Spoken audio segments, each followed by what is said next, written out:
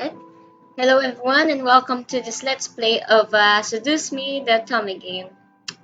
Well, I've played the Tommy games before, but this one seems pretty intriguing, so let's begin.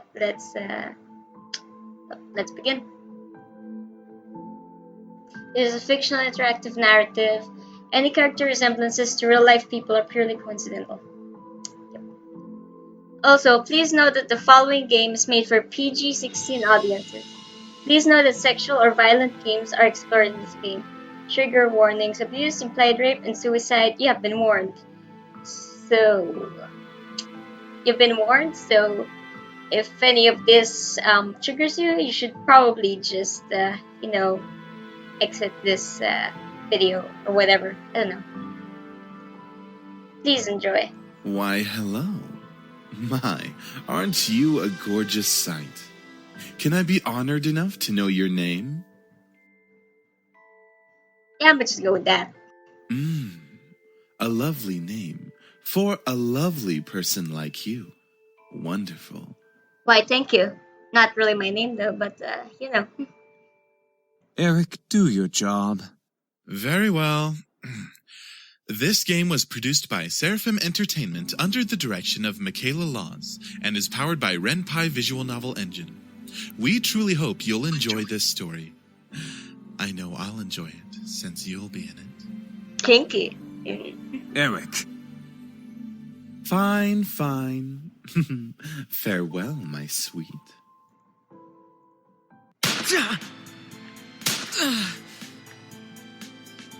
That's quite a sexual sound there. Come on! Is that all you got? Wanna try me, asshole?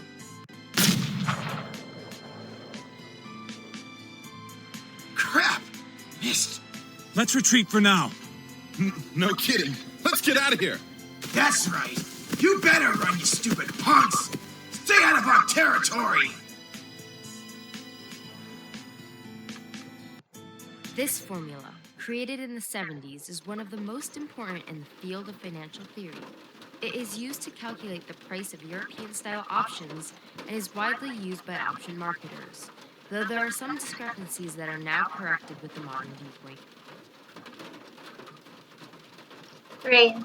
It's been a long time since we've gotten rain around here, but it is the season for rainy weather, so it's not exactly that surprising. Yeah, she's pretty. Personally, I love the sound of it. The way the raindrops fell, like the soft tapping of fingers, it was so soothing. Even looking at the droplets hit the glass of the window,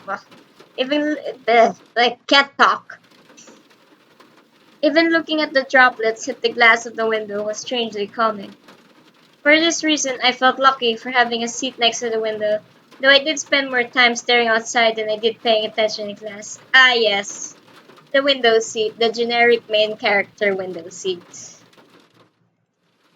The lectures in class were pretty boring. Mrs. Phillips's voice wasn't soporific. I don't know what that even means. But I just wasn't interested in what she was saying. And since it was the period right before lunch, all I could think about was doing other things in my free time. Honestly, I didn't really care much for economics. Sure, I had good grades in this class, but it was only because I read the textbook and did my assignments as I had to. I was only taking this class because it was mandatory. If it were up to me, I would probably have taken another course. Luckily, it was my senior year, so after this semester, it would mean the end of high school courses forever. Thank God for that. I didn't hate high school. It was just kind of mundane how the days drifted on and on as if there were no end to it. I feel that so much. The only thing I really enjoyed about going to school was meeting my friends and hanging out with them. But that was kind of it. In short, I was done with high school. The start of second semester brought a note of finality to it. I had already applied to many universities the semester prior, and I was expecting replies sometime in the next few months. It seemed like the start of something new, something that would change. That is, if things could change. I stared at the faint outline of raindrops in the distance. For now, I was stuck in this class. This sigh. Miss Anderson. Mrs. Phillips' raised voice interrupted my train of thought. That was a raised voice? Sounded like nothing to me. Just when I was thinking about the class, I quickly turned my head to face the teacher. Hopefully she didn't pick me just because she noticed that I was spacing out. Yes, ma'am? Would you care to name the equation I set up on the blackboard?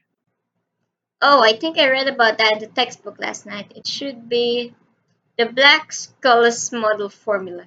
If that's how you pronounce it. Very good as always, Miss Anderson. Thanks, ma'am. Anderson. It followed me wherever I went. Most people didn't really know me by my first name, but rather by my surname. No doubt since the surname was a trademark of the internationally famous and philanthropic Anderson Family Toys, and because the founder was my own grandfather. Suzu, one of my best friends, turned around and proudly gave me a punch to the shoulder. Kick ass, girl. Oh, thanks. From beside me, I heard Naomi, another one of my best friends, clearing her throat in obvious disapproval of Suzu's choice of words. She means good job. Miss Capini, I, care to tell me who the creators of this formula were? some guys named Black and Scholes. Genius. Fisher Black and Myron Scholes. Very good, Miss Patterson. Show off. Better study next time, Suzu. Be like us and study once in a while. Suzu rolled her eyes and slouched into her chair as Naomi gave her a small smirk. She always pouted when Naomi showed her up. That's the end of today's lecture. Now, let's separate into groups and work on your projects.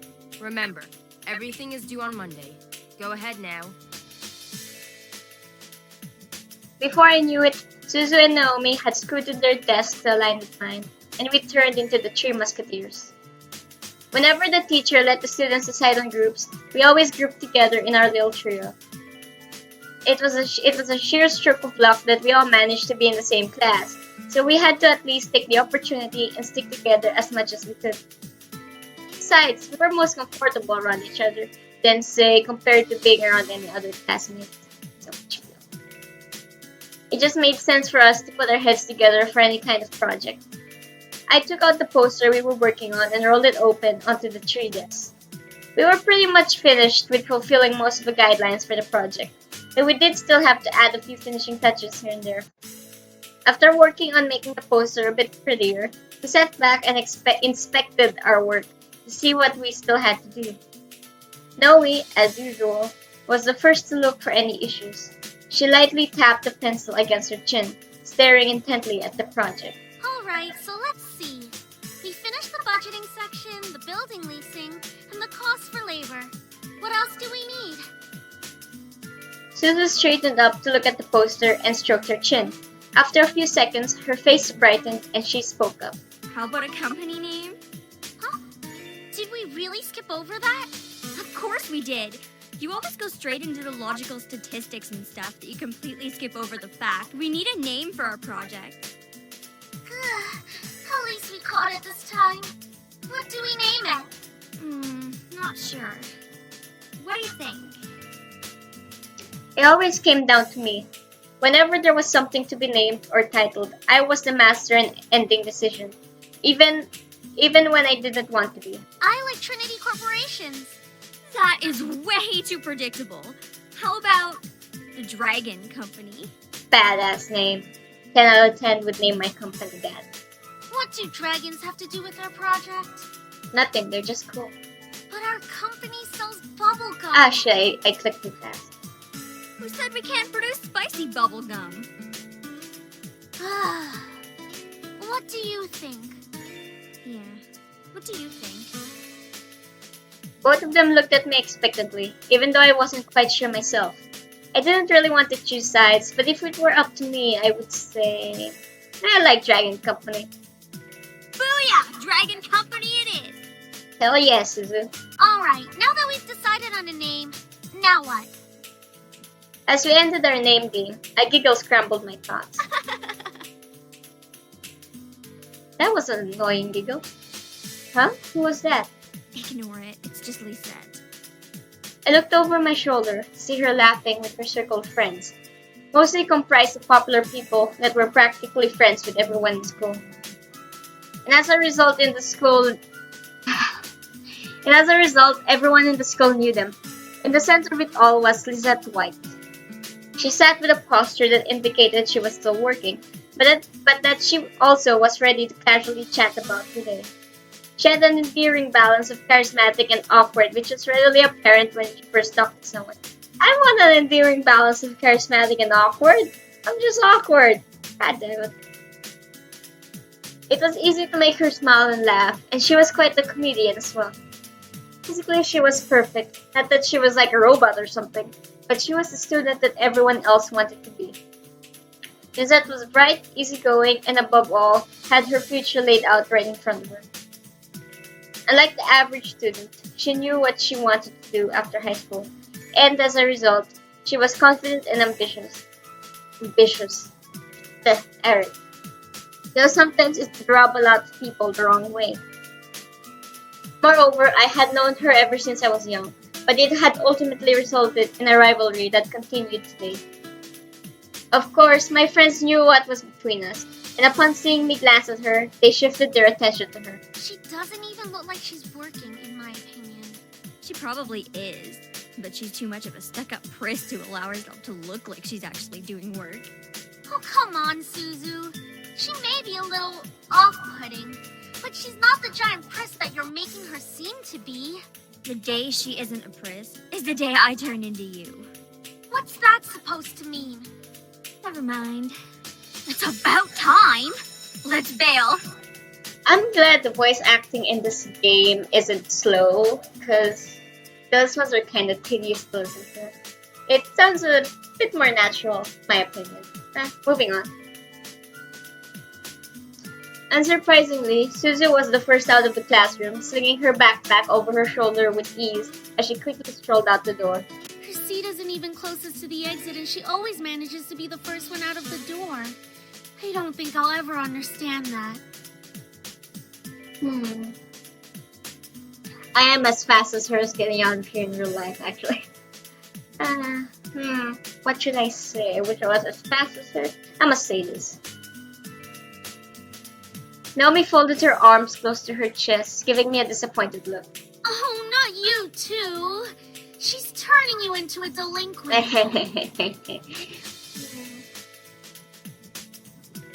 It's a joke, Naomi. Well, it's not really funny. Man, you guys are slow. Are you coming or what? We heard you the first time. Not everyone has rocket boosters attached to their legs when the bell rings. I do.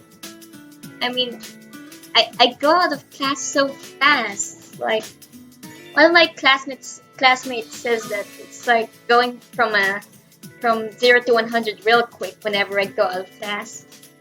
Like, whenever he looks around, I'm already gone. Are you kidding me? That class was ridiculously boring. Even Miss Valedictorian here was dozing off a bit. I feel that so much whenever I have boring classes. I do have to admit I was spacing out, and just because I answered one question doesn't mean I'm automatically the valedictorian. Okay, so it wasn't too interesting. But you should at least pay attention when Phillips is talking about the important parts. So you finally admit it. We're finally on the same wavelength. Welcome to the club, Patterson. Please, don't call me by my last name. This isn't the classroom. And never in a million years will we ever see things eye to eye. Despite this, they both burst out in laughter. Normally, anyone would think that opposites like them wouldn't ever associate with each other. But even though they were so different, their friendship somehow made a lot of sense. Maybe they were just perfect complements, or personality just didn't dictate the possibility of their friendship. After all, we three had been best friends since preschool. That explains everything. Alright, so where are we heading to first? Cafeteria? I think we can all agree that we're really hungry, especially after hearing about our company's line of deliciously spicy bubblegum. I wonder if that actually exists in real life now. Who would even buy that? I wonder. Me? I would pay good money to get a taste of it. You do like spicy food after all. We entered the cafeteria, a bustling room filled with the aromas of different kinds of food. As we got in line, we ordered our meals and chatted freely. Cajun fries and the spicy chicken burger for me. That's my definition of a good meal. She sure does love spicy things. I'll take a tuna sandwich and some juice. You're probably going to need water or something to curb all that spicy flavor, Suzu. I can't be tamed by the likes of that. If it's spicy, then it's gotta be all or nothing. You're crazy! Hell yeah, I'm crazy.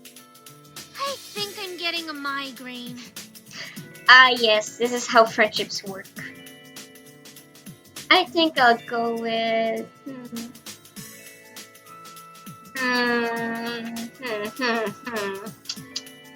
This is the hardest. This is like the hardest decision every goddamn day. Just thinking about what you'll have for lunch. It's like the number one problem everywhere.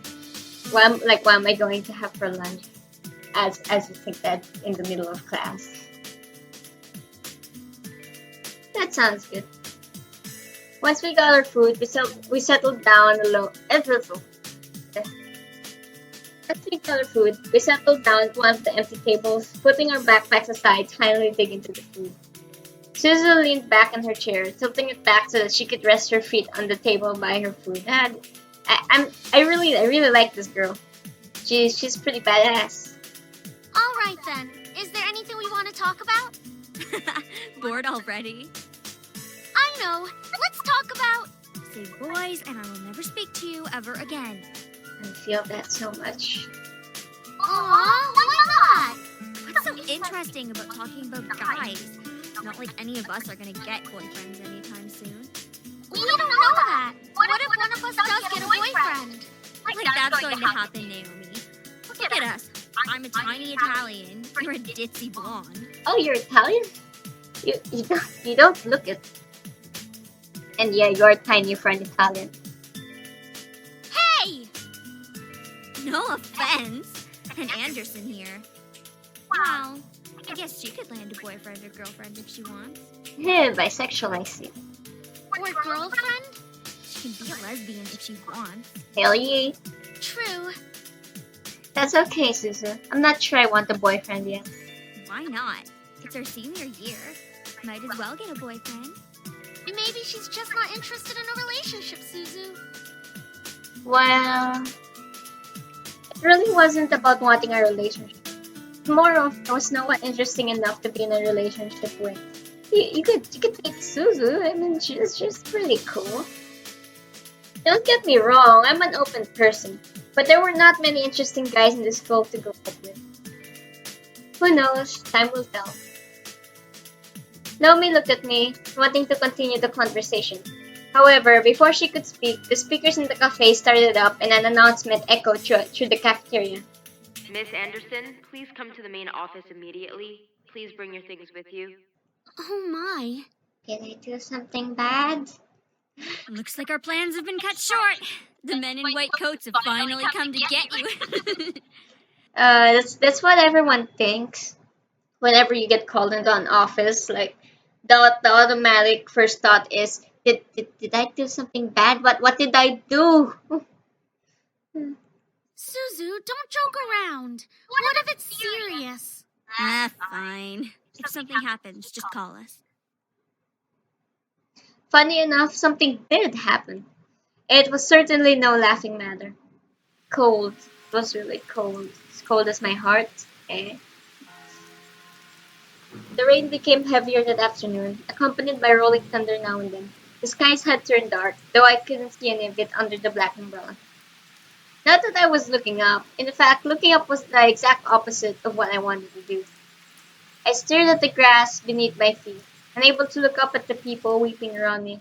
All I could see was the damp grass beneath my feet. Okay, this is something bad.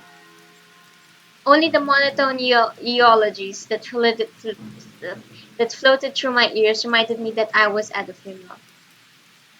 It was only when the speeches ended that I finally was able to raise my head.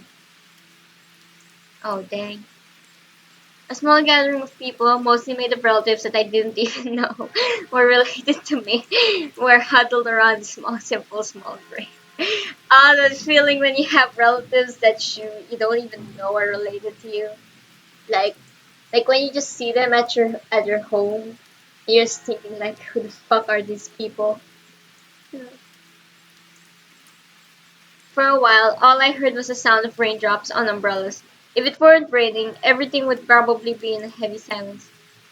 I looked beside me, where my father was standing and holding up a large black umbrella for our small family of three. His face was emotionless, a strange sight next to my weeping mother. I wondered what was going through his mind. After all, etched into the smooth gray tombstone before us was his father's name. My grandfather, the one who raised me like his own daughter, had passed away that day. The ceremony was small. Only close family were allowed to come. Slowly, though, people began to leave, leaving my father, mother, and me behind at the grave. A man dressed in a clean black suit under the uniform black umbrella of the funeral attendees walked towards us, introducing himself as grandfather's lawyer. He pulled out a few documents from his suitcase and began to read aloud its contents. And now, I shall read Harold Anderson's last will and testament. Only my parents and I were allowed to be present for my grandfather's will. It was under the strict request of his lawyer, and there was a reason why. And to my dearest granddaughter, I give my estate. All the furniture and decor that resides within the house shall also be given to my granddaughter. I would so badly sell anything that looked expensive for cash in real life. No lie, probably. I don't know, who knows. I would probably keep it out of respect, but eh, what? I couldn't believe my ears. I had earned the family estate at 18? That was impossible, and yet it was written by my own grandfather's hand. He passed the family estate to her? Why am I not surprised? Ouch. Thanks for the support, Dad. Dear. Well, did he say anything about what will become of the CEO and chairman position of the Anderson Toys Company? No, it is presumed that the vice chairman will succeed the position. Even to the bitter end, he wouldn't give in. What a stubborn old man. Well, shaking his head, my father turned to face my mother with a serious expression on his face. About the estate. Should we send her there to get used to the building? It'll be a good place for her to live after high school. Are you sure we should? Why not? This would be a good experience for her. Honey, what do you think? Do I go to an estate to live alone or not? I mean, in real life, if it was just like a huge ass mansion, I'd probably pass on that because I'm a wuss. I'm a giant ass wuss, and I would be so scared if anything made a sound. I would pretty much run out in like 1 second. I really wasn't sure what to say. Why did my grandfather think that I was the appropriate heir to the mansion? Was I even ready to live on my own? That is a good question. Well, that seems to be it. We'll be taking our leave now. I'm sure the little heiress needs some time to adjust. Wow, your dad is a dick.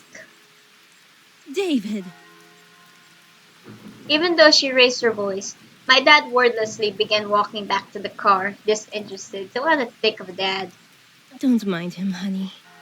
I think that your grandfather's passing really affected him. Why don't we get back home for now?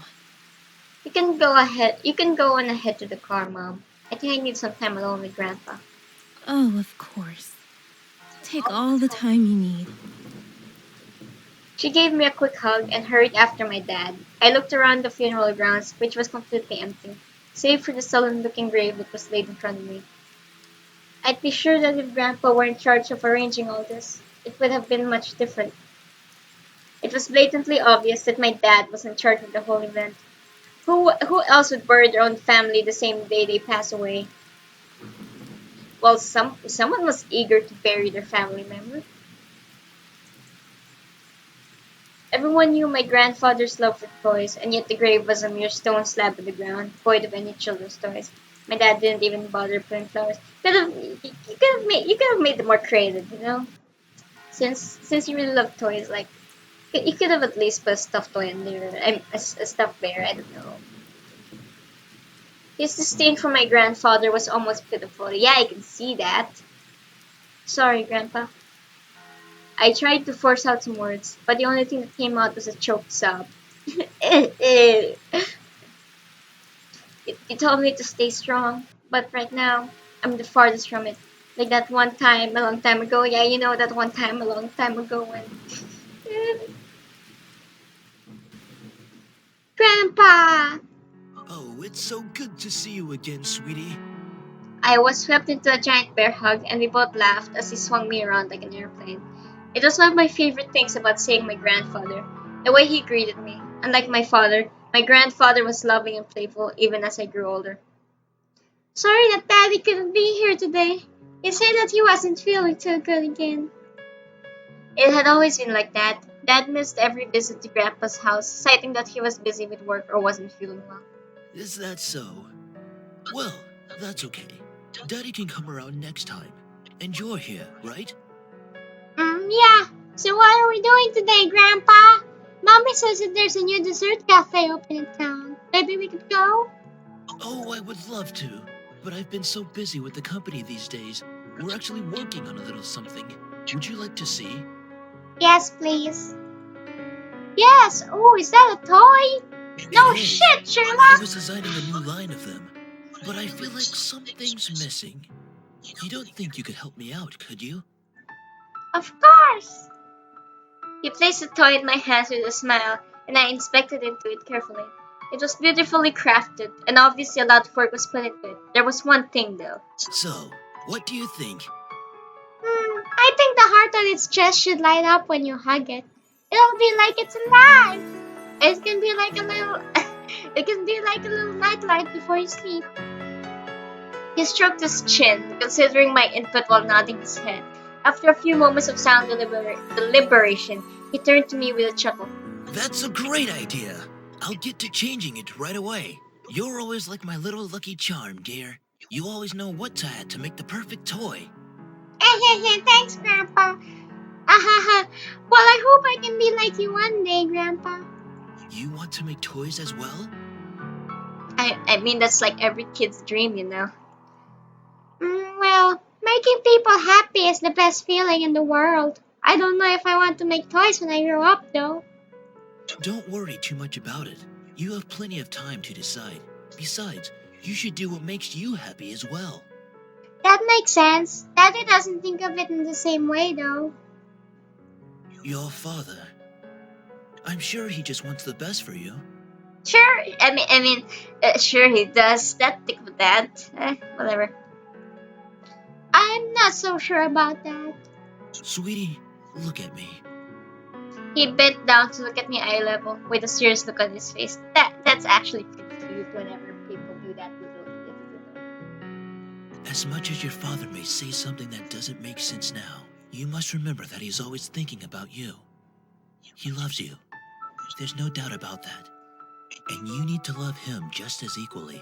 Well, I think I'm gonna need to end it here. It's already been like 30 minutes since I started recording, so... Well, I guess I'll see you guys if I even have an audience at all. Since, first playthrough and whatever. No subscribers. I'm so sad. Anyway, thanks for watching, and I'll see you in the next one.